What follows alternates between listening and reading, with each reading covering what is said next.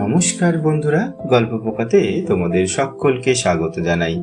আজ আমরা শুনব গাধার গান। এক গাধা আর এক শিয়ালে ছিল খুব বন্ধুত্ব। একদিন দুই বন্ধু গিয়ে ঢুকলো এক চাষির কাকুর খেতে। সেখানে অনেক কাকুর খেলো দুজনে। খাবার পর শিয়াল গাধাকে বলল, চলো ভাই, এখন তাড়াতাড়ি পালাই, চাষি এসে পড়লেই বিপদ হবে।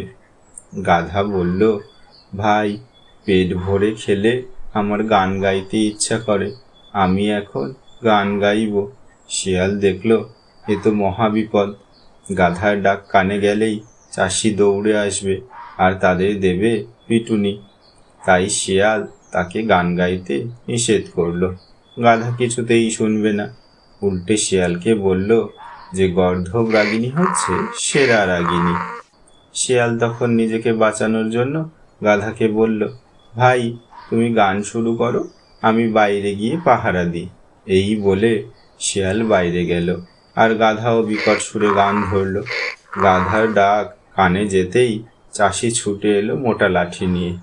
এসে গাধাকে এমন লাঠি পেটা করলো যে গাধার প্রাণ যায় আর কি।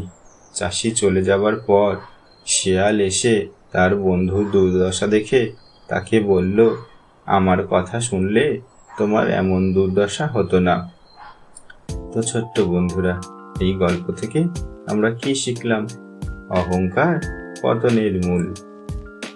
তো বন্ধুরা, আজকের গল্প তোমাদের কেমন লাগলো তা অবশ্যই তোমরা কমেন্ট করে জানিও।